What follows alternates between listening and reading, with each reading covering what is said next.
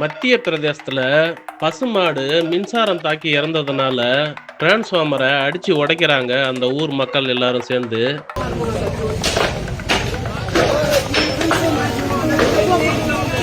இந்த நிகழ்வை எப்படி பார்க்கறதுன்னு புரிஞ்சிக்க முடியல.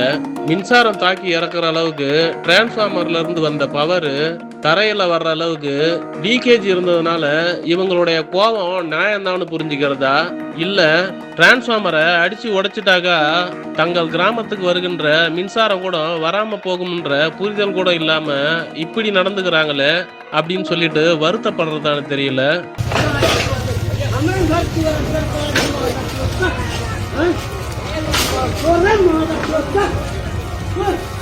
ஒருவேளை மழை அதிகமா பெஞ்சு வெள்ளம் வந்ததுனாக்கா மாடு இறந்து போய் தண்ணியில மிதக்குச்சுனாக்கா தண்ணியும் இது மாதிரி அடிப்பாங்களோ?